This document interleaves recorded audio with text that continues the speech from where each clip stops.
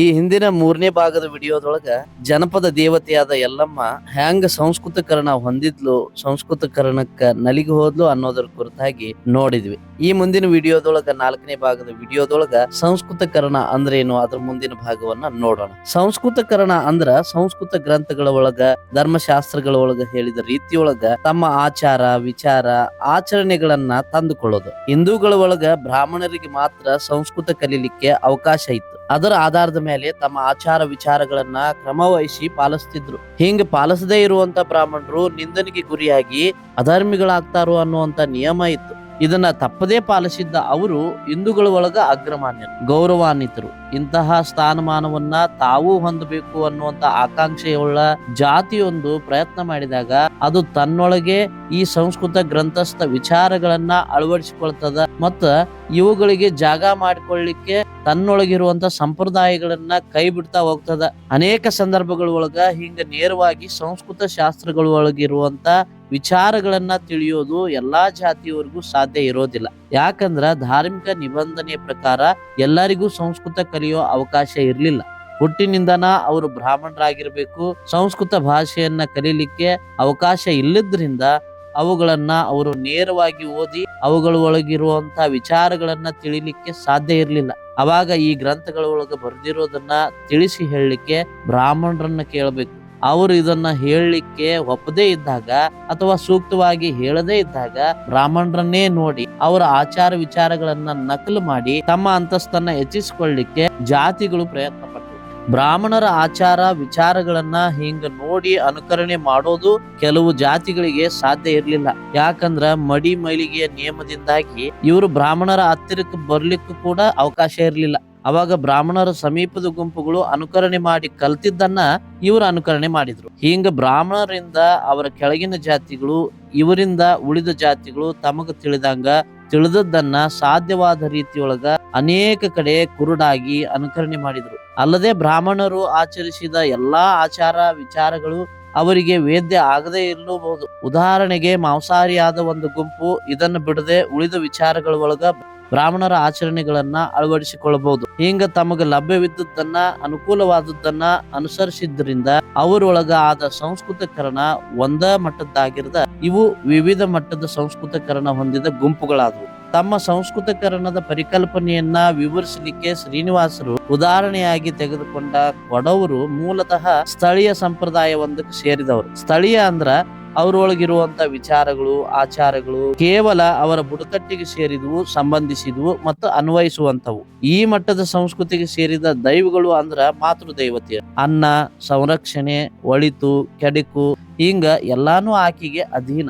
ಇವರೊಳಗ ಈ ಶಕ್ತಿಯ ಬಗ್ಗೆ ಹೆದರಿಕೆ ನಿಷಿದ್ಧ ಮಾತ್ರ ಇದ್ವು. ಭಕ್ತರನ್ನ ದೂರ ಇಡ್ಲಿಕ್ಕೆ ಮಡಿ ಮೈಲಿಗಿ ಪವಿತ್ರತೆ ಮಂಗಳ ಅಮಂಗಳ ಮುಂತಾದ ವಿಚಾರಗಳು ಇರ್ಲಿಲ್ಲ. ಕೊಡವರು ಅನ್ನ ಕಲಿ ಹಾಕಿ ಹೆಕ್ಕಿ ತಿನ್ನುವಂತ ಮಟ್ಟದೊಳಗಿದ್ದಾಗ ಸಾಮಾನ್ಯವಾಗಿ ತಮ್ಮ ಆಹಾರವನ್ನ ಬೇಟೆಯಾಡಿ ಅಥವಾ ತೋಟ ಬೆಳೆಸಿ ಗಳಿಸ್ತಿದ್ರು. ಹಿಂಗ ಹೆಕ್ಕಿ ತಂದ ಪ್ರಾಣಿಯನ್ನ ಬಲಿಯಾಗಿ ದೇವತೆಗೆ ಅರ್ಪಿಸ್ತಿದ್ರು. ಆದ್ದರಿಂದ ಪ್ರಾಣಿ ಬಲಿ, ರಕ್ತದ ನೈವೇದ್ಯ ಮುಂತಾದ ಧಾರ್ಮಿಕ ಸಂಪ್ರದಾಯಗಳು ಇದ್ವು.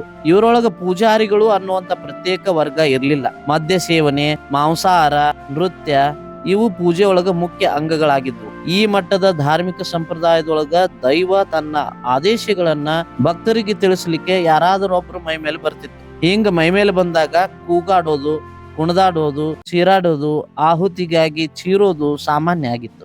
ಆದ್ದರಿಂದ ಈ ಮಟ್ಟದ ಸಂಸ್ಕೃತಿಯೊಳಗ ಭಕ್ತಿಗಿಂತ ಆವೇಶ ಹೆಚ್ಚು ಎದ್ದು ಕಾಣುತ್ತೆ. ಪ್ರತಿಯೊಂದು ಜನಪದ ಗುಂಪು ತಮ್ಮದೇ ಆದ ಸ್ಥಳೀಯ ದೇವತೆ, ಪೂಜಾ ವಿಧಾನ, ಆದೇಶ ಕೊಡುವಂತ ಬಗೆ ಮುಂತಾದವುಗಳನ್ನು ಹೊಂದಿದೆ. ಇಂತಹ ಕಾರ್ಯವಿಧಾನ ನಂಬಿಕೆಗಳಿಗೆ ಸಂಪ್ರದಾಯ ಅಂತೇಳಿ ಕರೀತಾರೆ. ಇಂತಹ ಸಂಪ್ರದಾಯ ಆ ಗುಂಪಿಗೆ ಮಾತ್ರ ಅನ್ವಯಿಸಿ ಈ ದೇವತೆ ಆಗ್ಲಿ ಆಕೆಯ ಸಂಪ್ರದಾಯವಾಗ್ಲಿ ಇತರರಿಗೆ ತಿಳಿಯಕ್ ಕೊಡೋದಿಲ್ಲ ಮತ್ತು ಅನ್ವಯಿಸುವಂತದ್ದು ಅಲ್ಲ. ಹಿಂಗ ತನ್ನ ಕ್ಷೇತ್ರದೊಳಗ ಕಿರಿದಾದ ಇಂತಹ ಸಂಪ್ರದಾಯಗಳನ್ನ ರೆಡ್ ಬೀರ್ಡ್ ಅನ್ನುವಂತ ಅಮೆರಿಕಾದ ಮಾನವಶಾಸ್ತ್ರಜ್ಞ ಕಿರಿಯ ಸಂಪ್ರದಾಯ ಅಂತೇಳಿ ಕರೀತಾರೆ. ಈ ಜಾಡಿನೊಳಗ ಕೆಲಸ ಮಾಡಿದ ಎಂ.ಎನ್. ಶ್ರೀನಿವಾಸರು ಈ ಸಂಪ್ರದಾಯಗಳ ಸ್ಥಳೀಯತೆಯನ್ನ ಗಮನದೊಳಗಿಟ್ಕೊಂಡು ಸ್ಥಳೀಯ ಸಂಪ್ರದಾಯ ಅಂದ್ರ ಲೋಕಲ್ ಟ್ರೆಡಿಷನ್ ಅಂತೇಳಿ ಕರೀತಾರ. ಸ್ಥಳೀಯ ಸಂಪ್ರದಾಯಕ್ಕೆ ವಿರುದ್ಧವಾದದ್ದು ಬೃಹತ್ ಸಂಪ್ರದಾಯ ಅಂದ್ರೆ ಗ್ರೇಟ್ ಟ್ರೆಡಿಷನ್. ಇದನ್ನ ಶ್ರೀನಿವಾಸರು ವಿಶ್ವಸತ್ ಸಂಪ್ರದಾಯ ಅಂದ್ರೆ ಯೂನಿವರ್ಸಲ್ ಟ್ರೆಡಿಷನ್ ಅಂತೇಳಿ ಕರೀತಾರ. ಇದಕ್ಕೆ ಉದಾಹರಣೆಯಾಗಿ ಸಂಸ್ಕೃತ ಹಿಂದೂ ಧರ್ಮವನ್ನ ಕೊಡ್ತಾರ.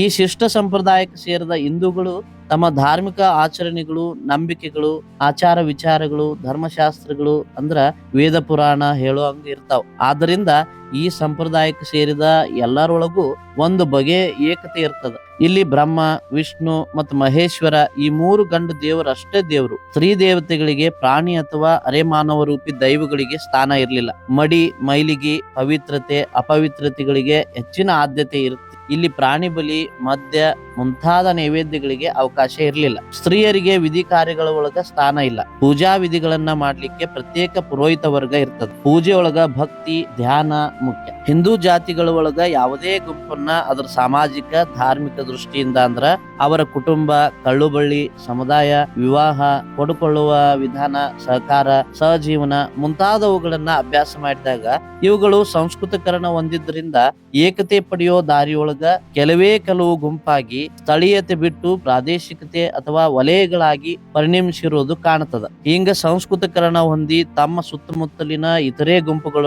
ಜೊತೆಗೆ ಅನೇಕ ಆಚಾರ ವಿಚಾರಗಳ ಒಳಗ ಏಕತೆ ಪಡೆದಿದ್ರು ಅವು ಆ ಪ್ರದೇಶಕ್ಕೆ ಮಾತ್ರ ಅನ್ವಯಿಸುವಂತದ್ದು. ಈ ಪ್ರದೇಶದಿಂದ ಹೊರಗು ಪ್ರಚಾರದೊಳಗೆ ಇರೋದಿಲ್ಲ. ಇಂತಹ ಸಂಪ್ರದಾಯವನ್ನ ಶ್ರೀನಿವಾಸರು ಪ್ರಾದೇಶಿಕ ಹಿಂದೂ ಧರ್ಮ ಅಂತೇಳಿ ಕರೀತಾರ. ಹಿಂಗಿದ್ದಾಗ ಸ್ಥಳೀಯ ಸಂಪ್ರದಾಯಗಳು ತಮ್ಮೊಳಗ ಮಿಲನಗೊಂಡು ಕೇವಲ ಒಂದೆರಡು ಬಗೆಯ ಕುಟುಂಬ ಪ್ರಕಾರ, ಕಳ್ಳುಬಳ್ಳಿ, ವಿವಾಹ ಪದ್ಧತಿ ಹಿಂಗಿದ್ದಾಗ ಸ್ಥಳೀಯ ಸಂಪ್ರದಾಯಗಳು ತಮ್ಮೊಳಗ ಮಿಲನಗೊಂಡು ಕೇವಲ ಒಂದೆರಡು ಬಗೆಯ ಕುಟುಂಬ ಪ್ರಕಾರ, ಕಳ್ಳುಬಳ್ಳಿ, ವಿವಾಹ ಪದ್ಧತಿ, ಆಚಾರಗಳು, ದೇವತೆಗಳನ್ನ ಹೊಂದಿರ್ತಿದ್ವು. ದೇವರುಗಳು, ದೇವತೆಯರ ಸಂಪ್ರದಾಯಗಳು ಮಿಲನಗೊಂಡು ಸ್ಥಳೀಯ ಮಟ್ಟ ಬಿಟ್ಟು ವಿಶಾಲ ಹಿಂದೂ ಸಂಪ್ರದಾಯದತ್ತ ನಡೆಯೋ ದಾರಿಯೊಳಗ ಪ್ರಾದೇಶಿಕ ಮಟ್ಟ ಮುಟ್ತದ. ಇದಕ್ಕೆ ಸಂಸ್ಕೃತಕರಣ ಹೊಂದಿದ ಇವತ್ತಿನ ಕೊಡವರ ಸಮಾಜವನ್ನ ಉದಾಹರಣೆಯಾಗಿ ನೀಡಬಹುದು. ಇದೇ ರೀತಿ ಈ ಗುಂಪುಗಳು ಹೆಚ್ಚಿನ ಮಟ್ಟದೊಳಗ ಸಂಸ್ಕೃತಕರಣ ಹೊಂದಿ ತಮ್ಮ ಸಂಪ್ರದಾಯದೊಳಗ ಇನ್ನೂ ಕೆಲವೇ ಸ್ವಲ್ಪ ಗುಂಪುಗಳಾಗಿರ್ತಾವ. ಉದಾಹರಣೆ ಅಂದ್ರ ಈ ಗುಂಪಿನ ಮಂದಿ ದಿನನಿತ್ಯ ಉಣ್ಣೋ ಆಹಾರ ಬೇರೆ ಆದ್ರೂ ಹಬ್ಬ ಹರಿದಿನಗಳ ಒಳಗ ನೈವೇದ್ಯಕ್ಕೆ ಮಾಡುವ ಆಹಾರ ಕೇವಲ ಒಂದೆರಡು ಪ್ರಕಾರ ಆಗಿರ್ತದ. ಇದೇ ರೀತಿ ನಿತ್ಯದೊಳಗ ಉಡುವಂತ ಬಟ್ಟಿಗಳು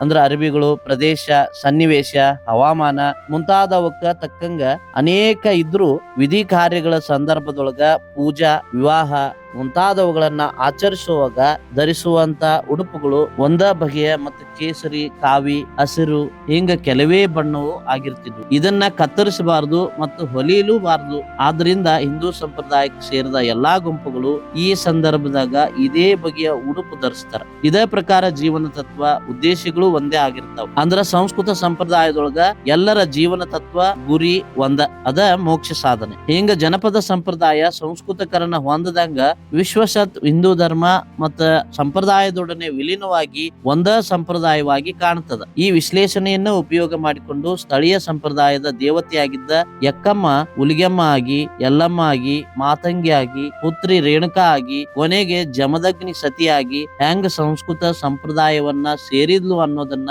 ವಿವರಿಸಲಿಕ್ಕೆ ಸೃಷ್ಟಿಗೊಂಡ ಐತಿಹ್ಯಗಳ ಇಲ್ಲಿಯ ಅಭ್ಯಾಸದ ವಸ್ತುಗಳು.